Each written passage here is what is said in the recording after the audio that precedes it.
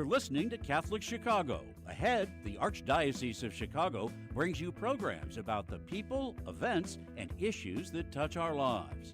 Welcome to Catholic Chicago.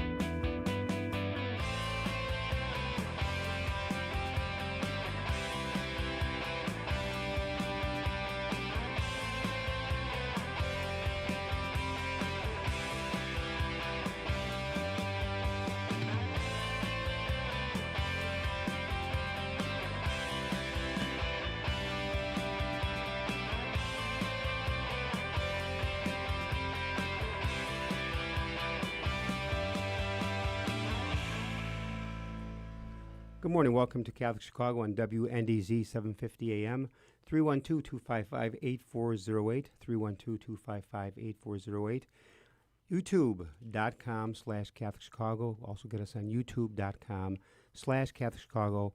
Father Greg Sakowitz, the rector of Holy Name Cathedral, and co-host Mark Teresi, no longer the full-time executive director. Correct. But part-time. That's why I look 10 years younger. And you have such a smile on your face.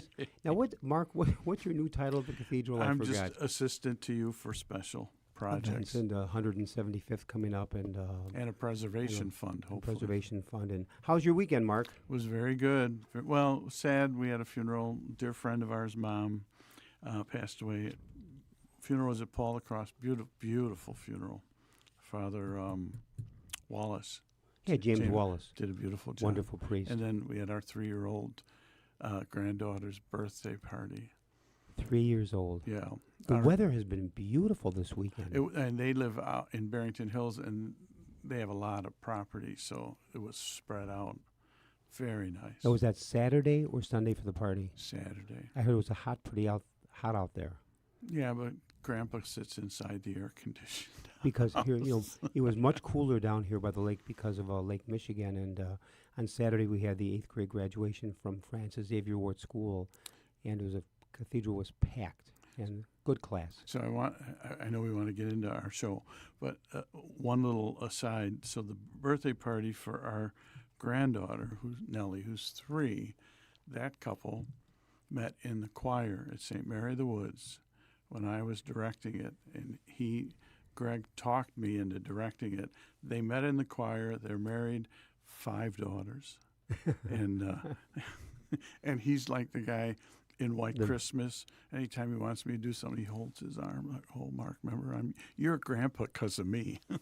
It's true. It's true. I ended up being the matchmaker. I know you did. But the hand of God in it. So we have a great program lined up, 312-255-8408 on WNDZ 750 AM. Today's guest, Monsignor John Pollard, a tremendous priest, the Archdiocese of Chicago, ordained a priest for Chicago in 1974, coming up on his 50th anniversary of priesthood next year. Congratulations. And Monsignor Pollard served as director of the Office for Catechesis, director of the Department of Catholic Education, and director of the Department of Evangelization and Catechesis. He is the founding director of the United States Bishop's Office for the Catechism.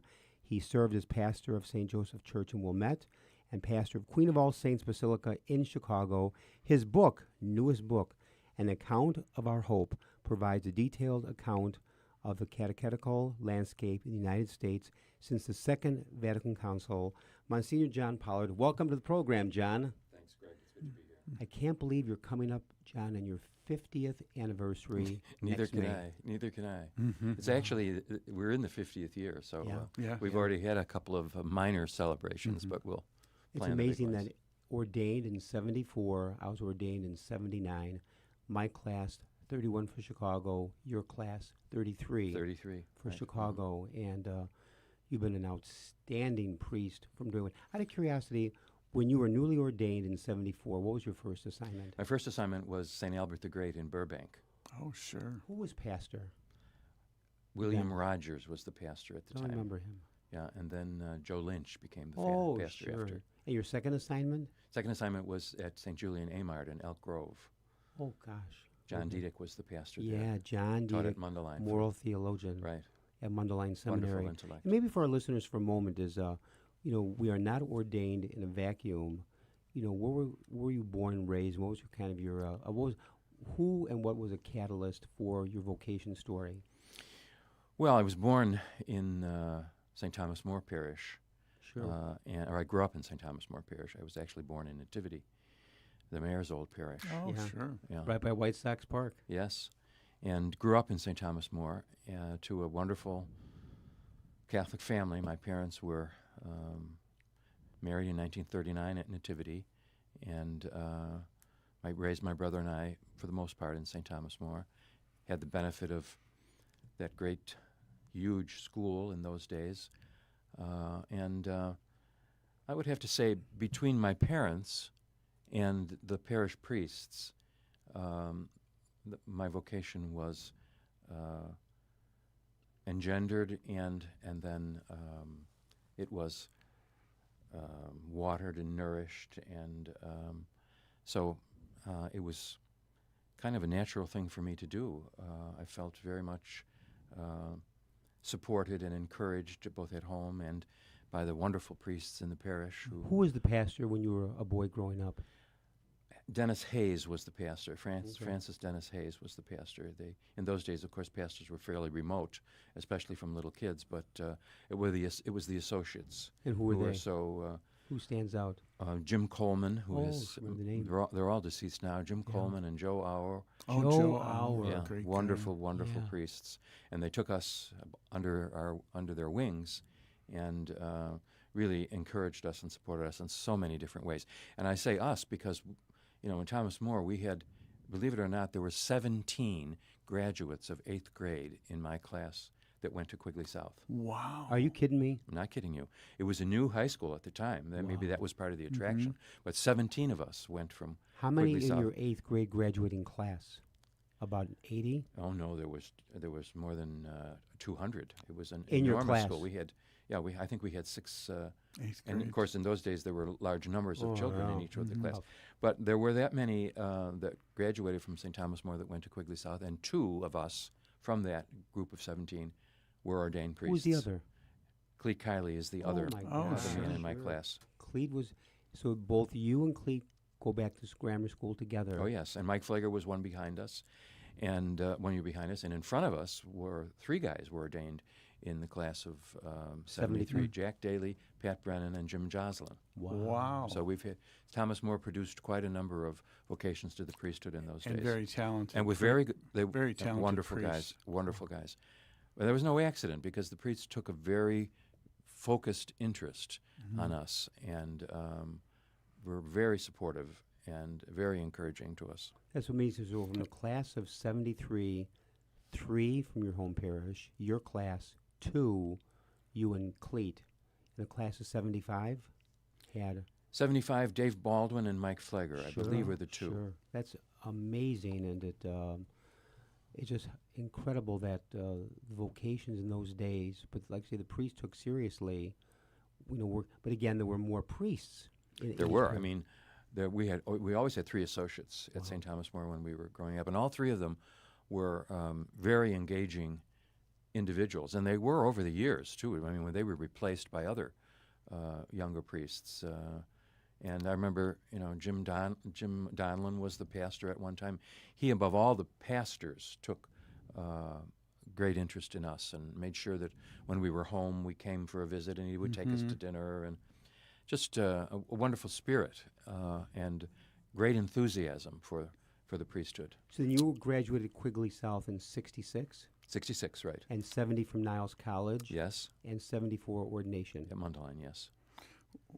When we were, when I was at St. Clement's in high school, I worked there. Father Dick Walker Oh, yes. was there, and he's a dear friend of, when you said Joe Auer. Yes. And I remember he took a few of us, he and Joe Auer took us out golfing, and he never asked me again. Oh, Dick was a fine golfer. He was. He Joe really wasn't that good, but Dick was a very good golfer. Yeah, what a good He could man. pound the ball. And to your point, in terms of vocations, they really took an interest in Yeah. us. It's beautiful. Yeah. Now, how did you? I'm fascinated with the book. I'm not I'm not totally absorbed in the book because I don't understand some of it. But the journey is what I'm fascinated with. Which journey? My journey. Your journey toward meeting Archbishop Beekline, being in front of the bishops. Could you tell people how did all this? Are you really interested in knowing how all of this? I really am, because I think there's the hand of the Holy Spirit in a lot of this. Well, I had no idea about the particular part of my life that you're asking me about, and that is the time that I spent in Washington, almost 10 years altogether. Mm-hmm. But it was unbeknownst to me at the time that the Holy See was planning on the production of a Catechism of the Catholic Church. The chair of that commission was Cardinal Ratzinger at the time. Oh, okay. And I knew nothing of this, but the General Secretary of the Conference of Bishops in the United States and our beloved former Archbishop Cardinal Bernardin knew very well about this, the oncoming of this Catechism of the Catholic Church. And so Monsignor Lynch, who then was the General Secretary of the Bishops' Conference, now he is the retired Bishop of Tampa St. Pete in Florida, he asked Cardinal Bernardin if he had a priest in the Archdiocese of Chicago who knew anything about catechetics. So at the time, I was the director of the Office for Catechetics in the Archdiocese of Chicago, and Cardinal Bernardin one time very offhandedly said, "You wouldn't be interested in going to Washington and working in the area of catechetics, would you?" And I said, "Oh, not really. I'm very happy where I am right now." But a couple of months later, he asked me if I wouldn't go.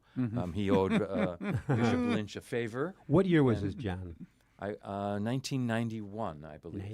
91. And at that point, you were at? I was at the Office for Religious Education as the director on Fry Street. Yes. Doesn't exist anymore, but over it on did Fry at the time. Street. Yeah. And then you left. You packed your bags from Chicago to go to Washington. D.C. in 91. 91. And the Catechism Was published in 1993. 93. We are now celebrating its 30th anniversary. Oh. So, as I said, I didn't know that was going to be my portfolio when I was there, but I quickly took that on and had the proper support from Bishop Lynch. And I remember the first time he sent me to Rome to meet. It was then Father Christoph Schönborn, who was the editor of the Catechism of the Catholic Church. Wow. He was a Dominican friar. Wow. He is now the Archbishop of Vienna and a cardinal. Oh, wow. But then he was the... he was father. He was Father Christoph. And so I went with a fistful of letters of introduction to various people in Rome given to me by the General Secretary. And my job was just to introduce myself to the individuals who were key players in the development of the Catechism. So that's what I did at the Conference of Bishops, and they then established an office for the Catechism to prepare for it, to make sure that it actually supervise its publication and distribution and dissemination and so forth. Not so much on the editorial side, not the content, but the process of making sure that it was available around the country. I was invited by more than 100 bishops around the country to come to their dioceses and work with their pastors, with their principals, with their DREs. And this is while you were in Washington, This is while I was D.C. in Washington. Yes. Over I was there. 100 bishops. Yes, I was in 118 dioceses over that period now, of time. What period of time is it? Are we talking 91 to 91 to 93? 98 the first time. Okay. Then I returned for 2.5 years in 2000. To Chicago. No, I returned to Chicago shortly after Cardinal George came. He came in 96 or 97? Yes, and I came shortly thereafter, maybe in the next year. That's when I became the director of the Department of Education. Gotcha. And then after that, the Department of Evangelization and Catechesis. But then you became pastor at St. Joe's in what year? 2010. 2010. 2010. Mark, take us to break. This is fascinating. WNDZ, 750 AM, Catholic Chicago, 312-255-8408. Or you can go to youtube.com/Catholic Chicago. We'll be back in a few minutes with Monsignor John Pollard.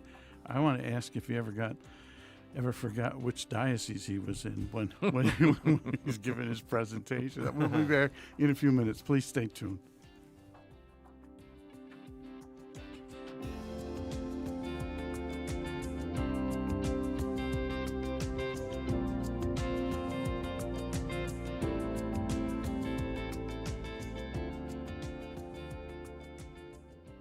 Caring adults make all the difference in the lives of adolescents.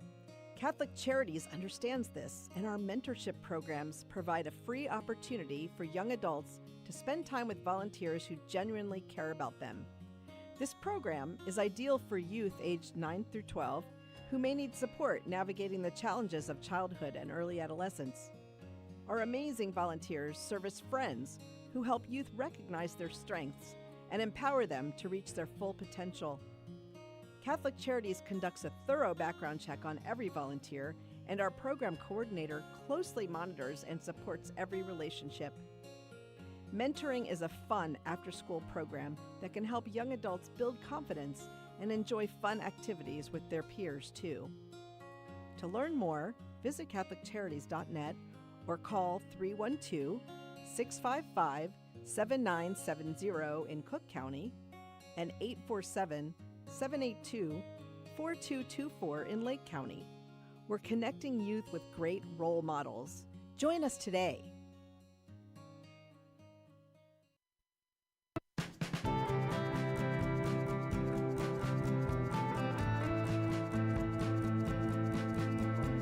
People always say, how can you spend your day with 3-year-olds?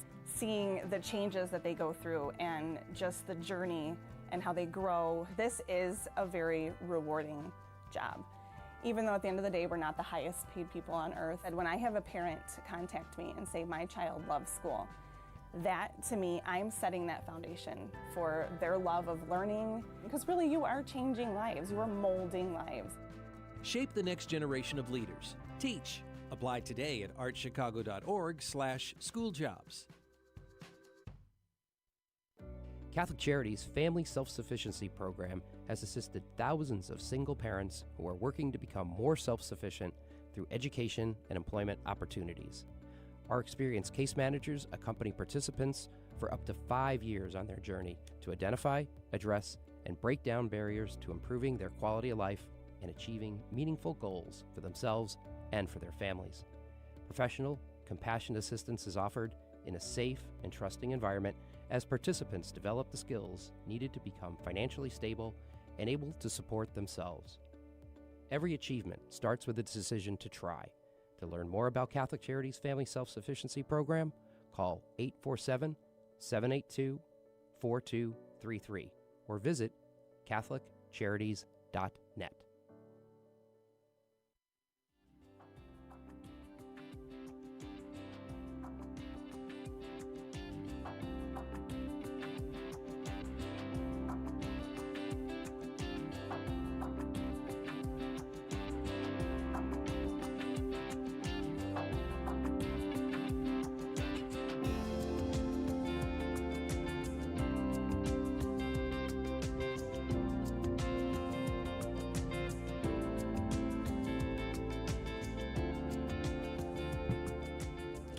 We're back.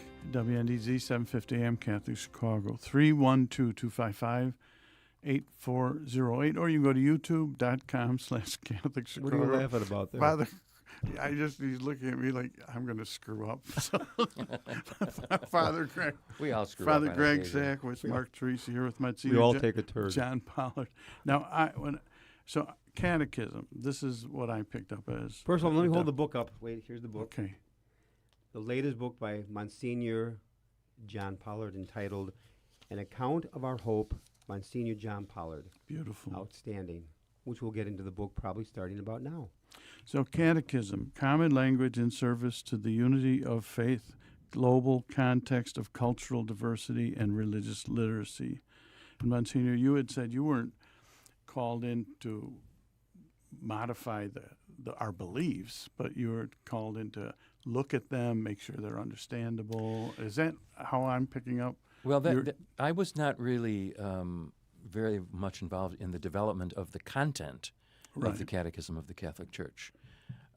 more from the perspective of what can the U.S. bishops do to make sure that it is welcomed favorably into the church in the United States, that it is properly disseminated throughout the United States, all the dioceses of the United States, and then implemented, especially in the development of catechetical materials for use in the parishes and schools and dioceses all over the United States. So it was more on the process side of it. I was a little bit involved in the development of the content when I was in Rome on those occasions, but only in a very minor editorial role.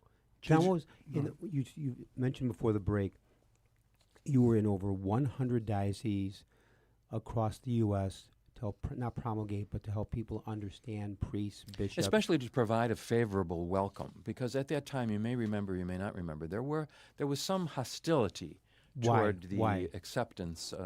Well, some were not of the view that there could be such a thing as a catechism for the universal church.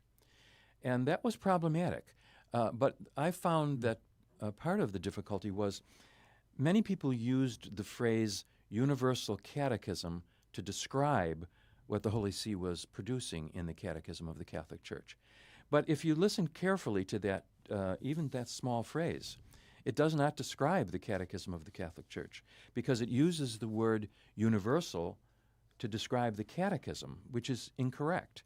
It is a catechism for the universal church, not a universal catechism. And so there were those in catechetics who saw that how could there possibly be a universal catechism for all of the various cultural expressions of the faith around the world? Well, of course, there couldn't be. But that's not what it was. It was a catechism for the universal church, but it was not a uniform or universal catechism in itself. Along those lines, in all the years you were dealing with the catechism and helping people better understand, what was the biggest misunderstanding or myth beside what you just mentioned, universal church in the catechism for the the exact opposite you just said there? What was the other biggest myth you were dealing with? Well, I would say that although what I just said was the largest one, because that really that's how we engaged the professional catechetical community, because a lot of them, had some opposition to such things that were couldn't be adapted properly culturally in terms of linguistics and so forth.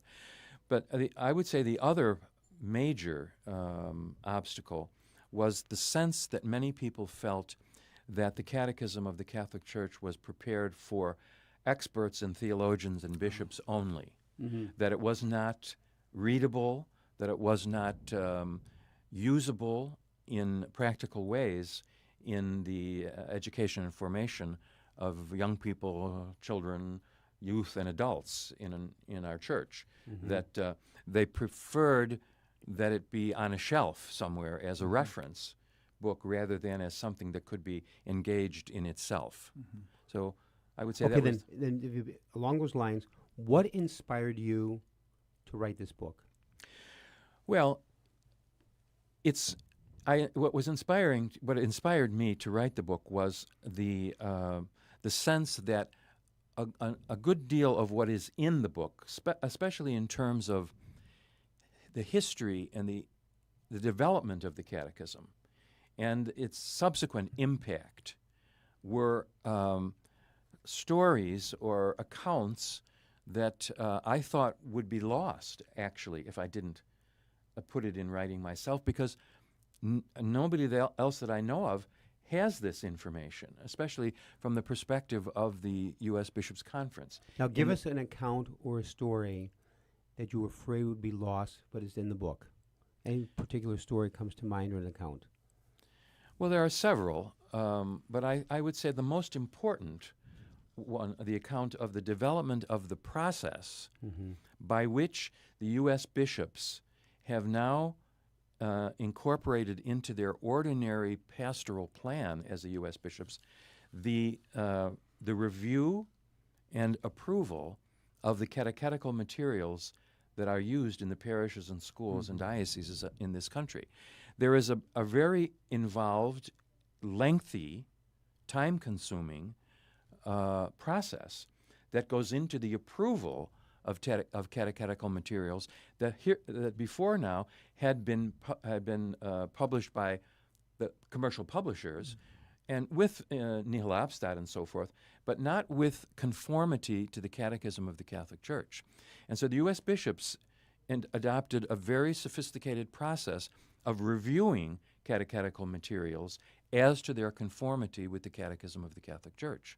And that process itself, I thought, needed to be documented because it has certain steps in the process.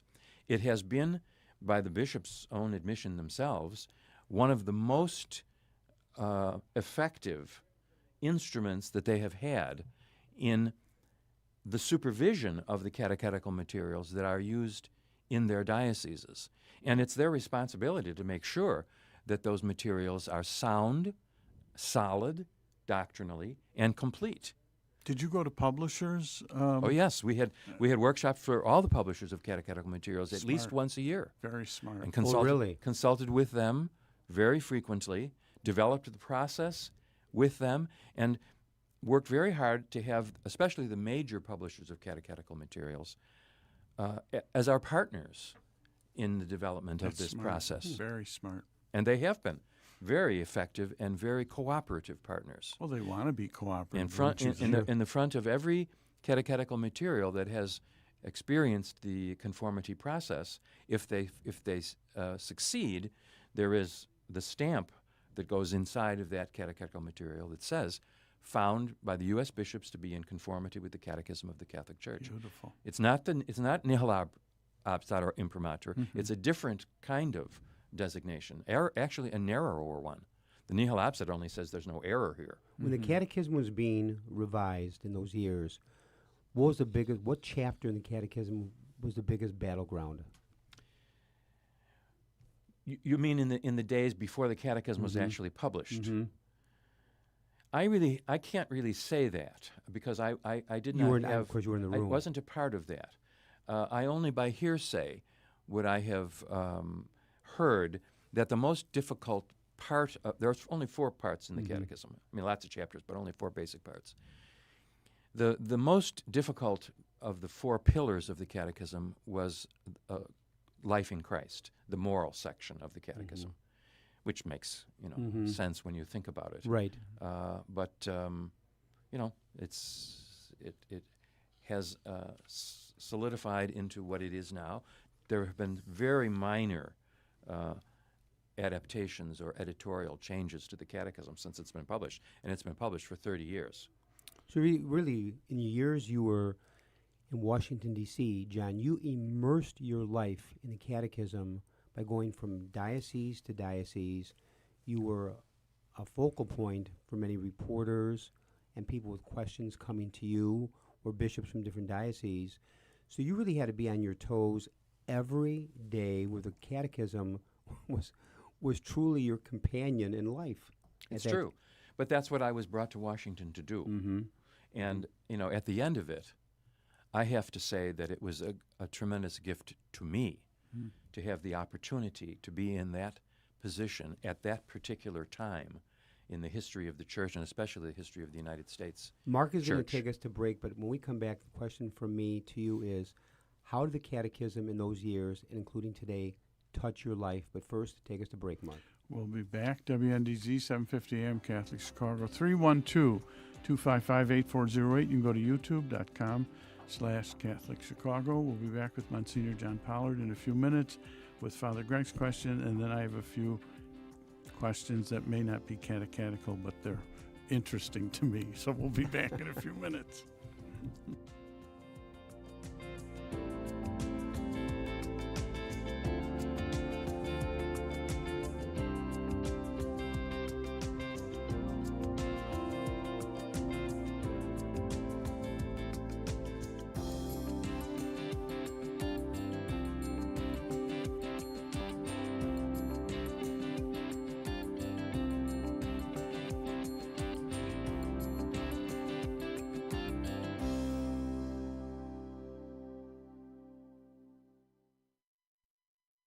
Community is core to Catholic Charities' founding mission. For more than 100 years, we have met people and families where they are, serving anyone in need, regardless of their faith, gender, race, or ethnicity. As our world absorbs the economic, political, and social aftershocks of the pandemic, 50% or more of the 6 million people living in Cook and Lake counties have little or no savings. They are a paycheck away from zero. We are deeply grateful to everyone in the Catholic Charities community who partners with us to alleviate the suffering of the people we serve and offer them a better path forward. We are witnessing a message of mercy and hope to a world very much in need. Learn more at CatholicCharities.net.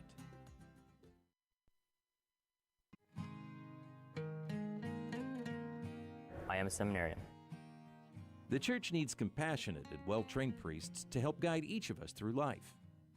What inspires me, what draws me always to the priesthood is continue to see priests be a beacon of hope for other people. You can play a part in the education of these young men as they prepare for a life of service to others.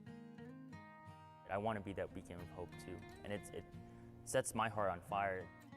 To support our seminarians, make your gift at archchicago.org/seminarian fund or call 312-534-7959.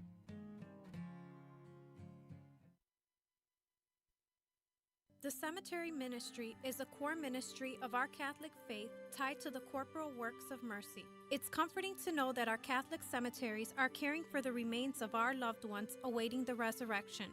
There are 44 Archdiocese of Chicago Catholic cemeteries willing to help you in your time of loss.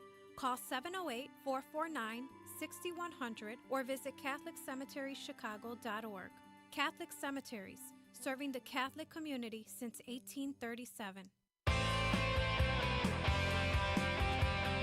You're listening to Catholic Chicago. Ahead, the Archdiocese of Chicago brings you programs about the people, events, and issues that touch our lives.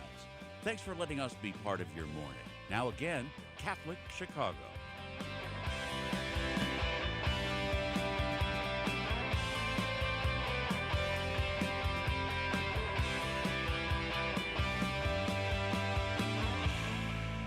We're back, WNDZ 750 AM Catholic Chicago, 312-255-8408. You go to youtube.com/Catholic Chicago with Monsignor John Pollard. Father Greg, you have a question. Yeah, John, the question I was going to ask before the break and pick it up now is, you have been so immersed in the catechism, so much a big part of your life for those years, and today too. How did the catechism affect and touch your life? Well, I would have to start responding to that question by saying that I've been a catechist for almost all of my life.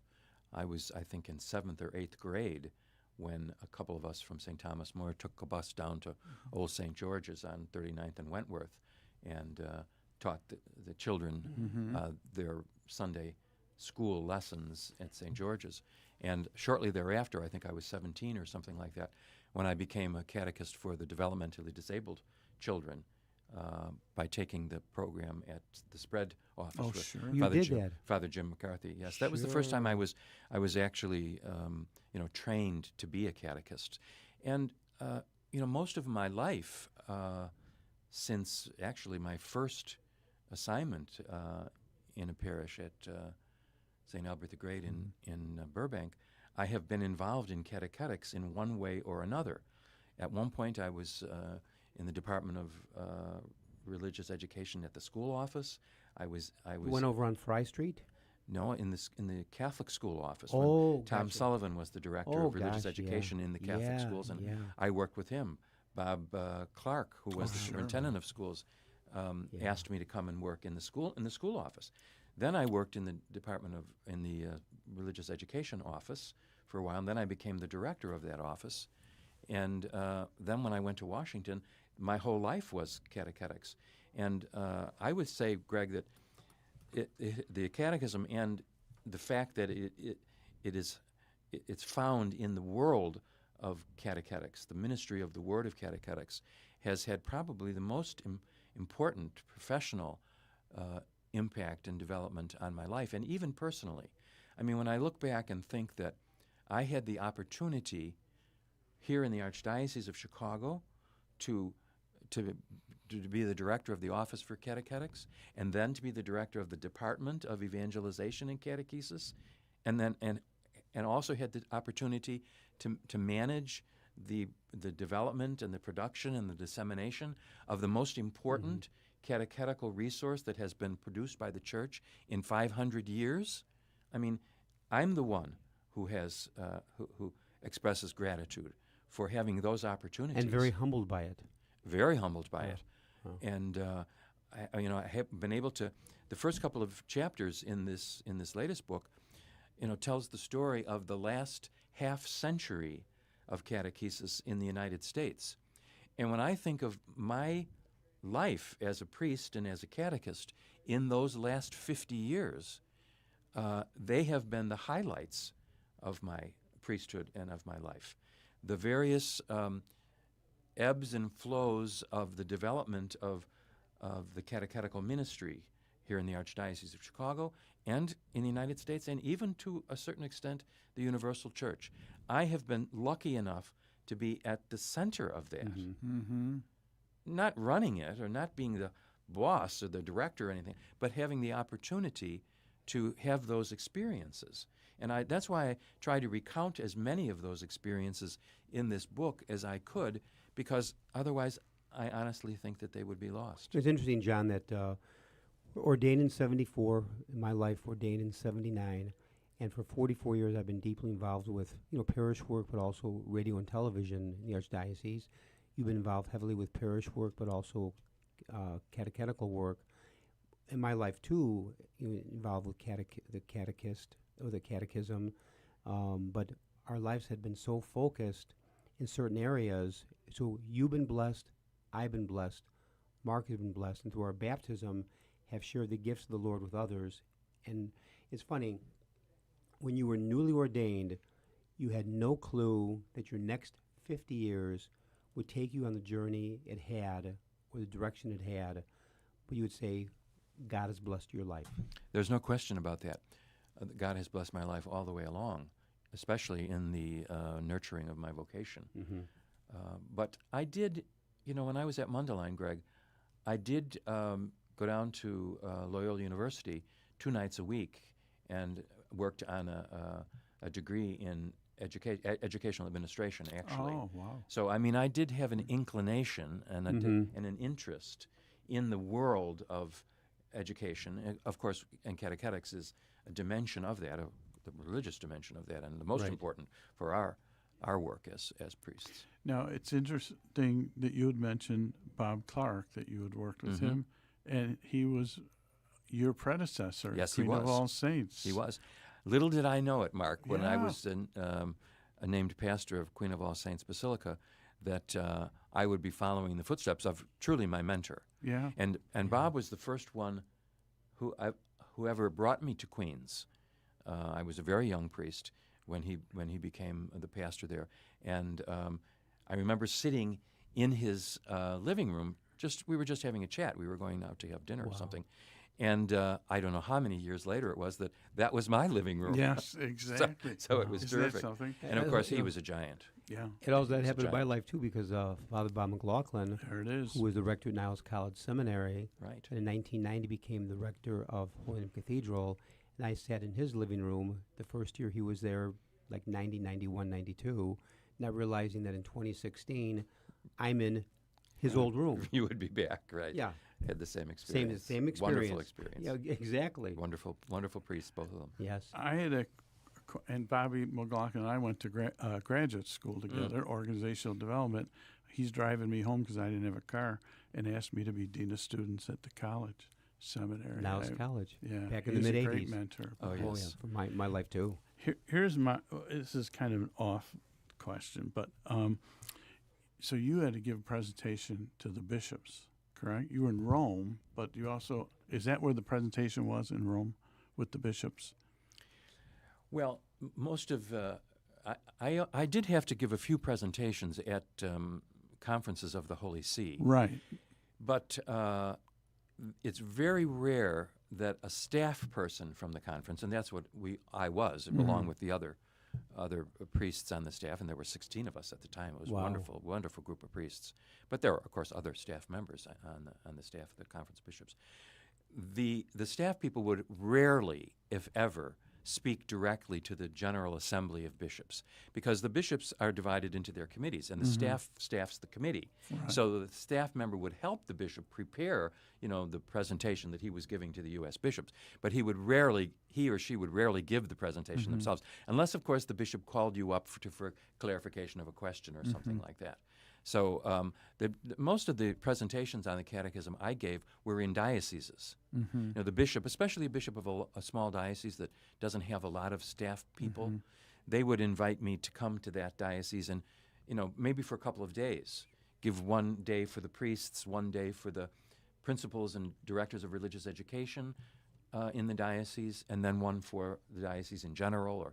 So that was a very common experience of mine, to go to the diocese to give presentations. Were you ever nervous about the presentations, or were you pretty confident this is what it is and I'm ready? Well, you're always nervous. I think it's helpful to be a little bit on edge. The adrenaline gets flowing, even before homily. Make sure that, that's true. Make sure you get, you're properly approach the situation with proper humility and so forth.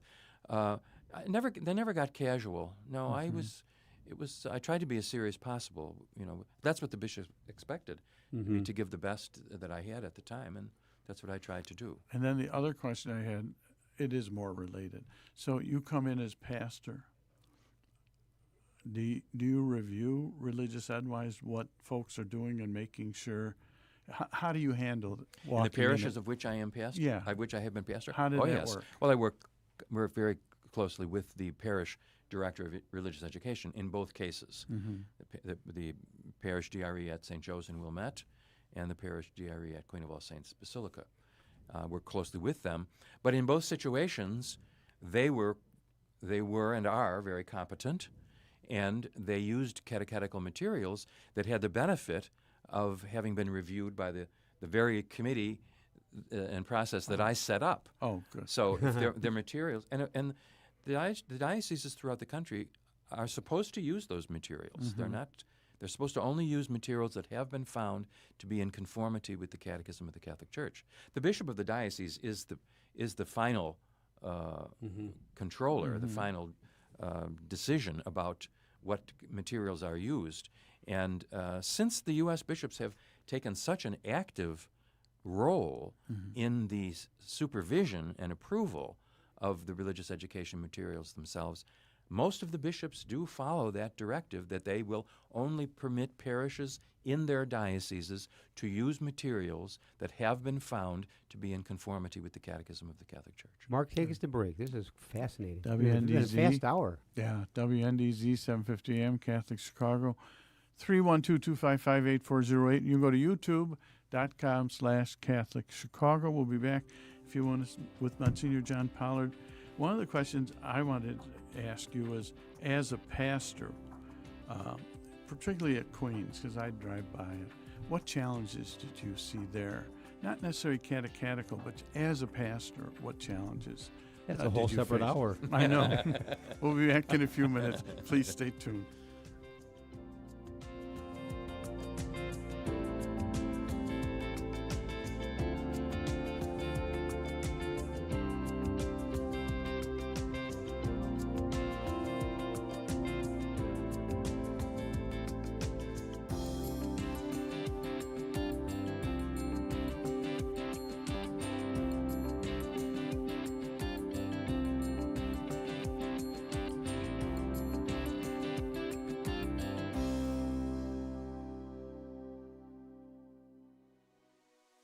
Catholic Charities has had the privilege of helping people in need in Cook and Lake County for more than 100 years.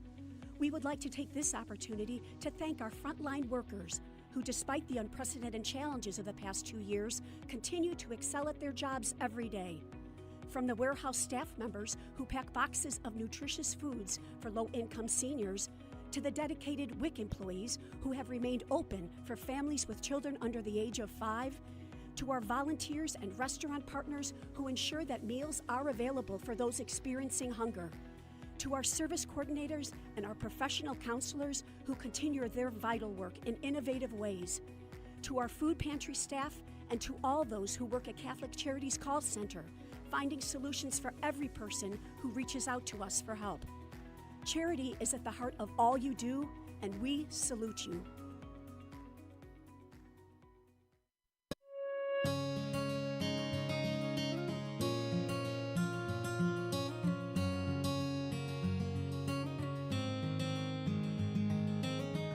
Welcome back. Es fabuloso verlos. Dobrze jest znowu być razem. It's good to be together again. After so many months apart, pandemic capacity limits have been lifted, and we want to welcome everyone back to church. We can all pray together again. And listen as our choirs lift their voices in song. We've been together in spirit. And now, when you are ready, our doors are open wide. Nuestras puertas están abiertas de par en par. Nasze drzwi są otwarte. And we're here to welcome you back to Catholic Mass.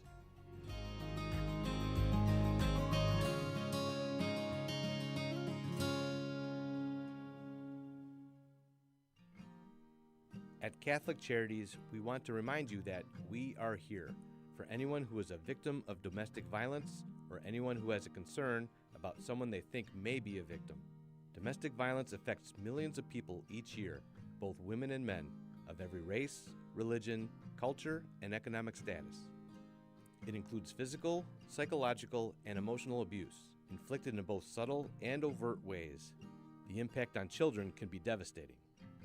If you or someone you know are victims of domestic violence and you are looking for a place for healing and recovery, call us at 773-935-3434 in Cook County and 224-430-4977 in Lake County.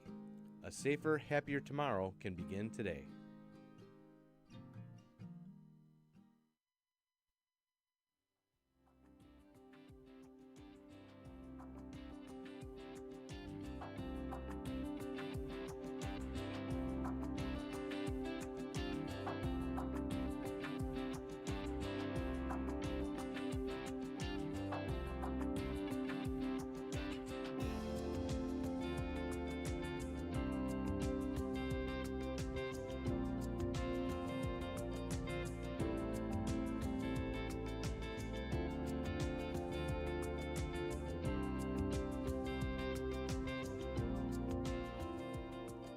We're back. WNDZ 750 AM, Catholic Chicago, 312-255-8408. You can go to youtube.com/Catholic Chicago. Father Greg Sakowitz, Mark Teresi here with Monsignor John Pollard. And you know, Mark, I'm looking at your shirt. It reminds me of we used to have a picnic table cloth. It looked like your shirt. This is remade. My wife's a seamstress. No, just kidding. An account of our hope, favorite chapter. Well, that's easy. The last chapter in the book is called Personal Remembrances. And you both all know very well, we hardly get anywhere in life without support from other people. Oh, yeah. And I certainly wouldn't have made a step off of square one relative to the work on the Catechism of the Catholic Church were it not for the individuals who were deeply involved in that on different levels that were so helpful to me. And the name a few. Well, Cardinal Bernardin, for one. I mentioned him already, but it was his vision and insight that matched me up with the open position at the Conference of Bishops in Washington to manage the U.S. Bishop's portfolio on the developing catechism. So he and his very dear friend, Monsignor Robert Lynch, they were the ones that colluded in getting me to go to Washington, and I'm very grateful that they both did. Cardinal Bernardin sent me there, and I remember very clearly when I got to Washington, and Monsignor Lynch picked me up at the airport, and he said, "I'm very grateful that you've come, John, because this is you're going to enter a very difficult responsibility, and it's risky." So I'm glad that you've that was your welcome taken. By that him. was my welcome, and I didn't think it was going to be either difficult or risky. wasn't very risky. There was a lot of work to do, but then along the line, the people that were involved in the development of the Catechism, as I mentioned, Father Christoph Schönborn, welcomed me with open arms in Rome and showed me the developing chapters and the outlines and so forth of the Catechism. And of course, he brought me into Cardinal Ratzinger's office at the time to inform Cardinal Ratzinger that the U.S. bishops were assigning a staff person for the favorable reception and dissemination of the Catechism whenever it was going to be finished. And Cardinal Ratzinger was very impressed with the fact that the U.S. bishops would be so forward-thinking in providing not just a person, but a process by which the Catechism could even be published. I mean, we worked with the publishers of the Catechism itself, not just in the subsequent development of religious education materials. But and so Cardinal Ratzinger, in his role as in charge of the commission of the cardinals that produced the Catechism, and then here in the United States, the great heroes of the development of the successful and effective use of the Catechism in this country were people like Archbishop Daniel Beekline in Indianapolis, who was the chair of my committee on the Catechism for many years. Archbishop Alfred Hughes of New Orleans. He's the retired Archbishop of New Orleans now, but he succeeded Archbishop Bernardin as the chair of the Bishops' Committee on the Catechism. Archbishop at the time, Donald Wuerl, was also instrumental. In fact, probably of all of the bishops in the Conference of Bishops at the time, he was the one who was most skilled catechetically. He himself is a catechist, and of course he has written a catechism of his own and has always maintained his interest. So he was a giant in the development of the Catechism. Archbishop in Hartford, I'm drawing a blank. His name right now, but there was a wonderful series of chairpersons of the Bishops' Committee on the Catechism were they shepherded it through the various committees and processes that made sure that it was going to be available and useful in those are in key the words: United available States. and useful. Yes. Now, the other side of the coin, John, as Mark asked you, what was your favorite chapter? And you said easily the remembrances. What was the most difficult or hardest chapter to put together or write? I would have to say, at first it was the first chapter, but it was a very long chapter, and so the publisher divided it into 2 chapters. So it tells a wonderful story of the history of catechetics in the United States, although its roots were in other parts of the world, over the last 50 years. It came to my attention as I was working closely in this area that the 50 years from about 1960, so just before the Council, till just after the new millennium, were the golden years of catechetics, not just in the United States, but in the world, largely because of the development of the doctrines and the development of the documents that took part in that 50 to 60 year phase. So I call it in the book a half century of progress. And it starts with the International Catechetical Study Days that occurred in 5 or 6 parts of the world long before the Council, but planted the seeds, especially the seeds of several of the more important conciliar documents like Lumen Gentium and Dei Verbum and a number of the other very fundamental documents of the Second Vatican Council. I say that's hard. That was a hard chapter to write, Greg, because it took so much research. Yeah.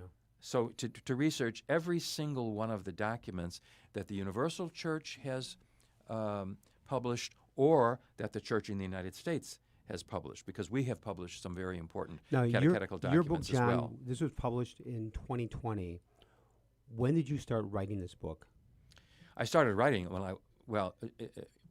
properly shortly after I retired. I retired in 2018. Okay. But I had notes, of course, from all of the years that I was in Washington and all of the work that I did on the Catechism, all the presentations that I made. But you pulled it together starting 2018 in the book. Yes, I did. As it is here. I was very fortunate, at the beginning of 2018, to have a 6-month sabbatical, and I used that sabbatical to pull together the research that later then became So really, an account of our when hope. you were active in ministry, active with the office, active as a pastor, the writing of this book was in the back of your mind. It was just a matter of finding the time to sit down and give it the proper time. But you had been thinking about this book for a while. I was thinking about the book, actually, I would say from 2003. Wow. Because that's really when it began becoming clear to me that the notes and the files and so forth that I had collected in the time that I was in Washington were actually going to be helpful to some people at some point. And so... Otherwise, it would be lost.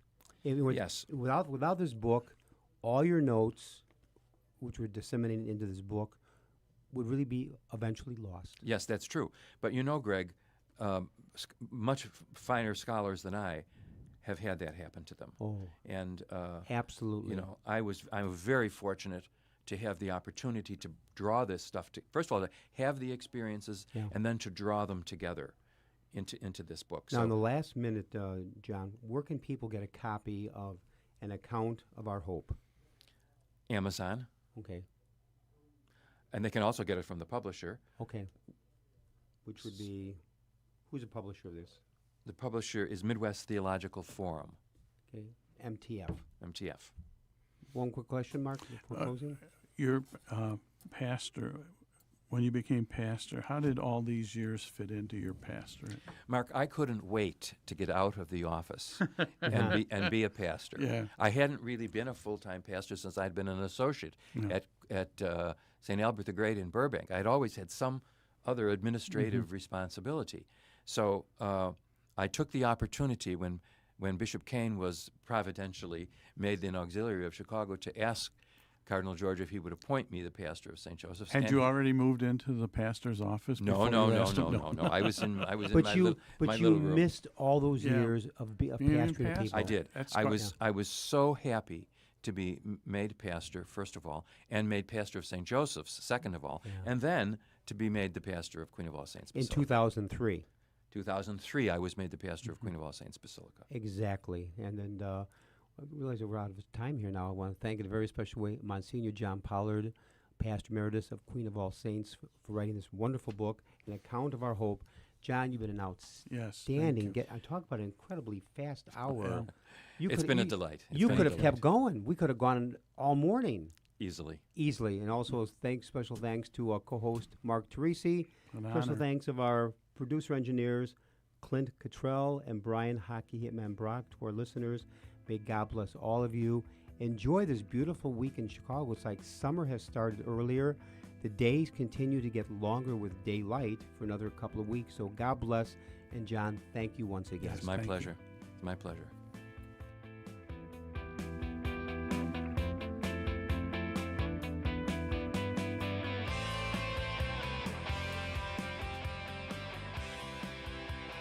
Join us every Monday through Friday at this time for Catholic Chicago. You can stream our programs live or listen to past programs by visiting our website, archchicago.org, and clicking on Radio TV. And please connect with Catholic Chicago on social media.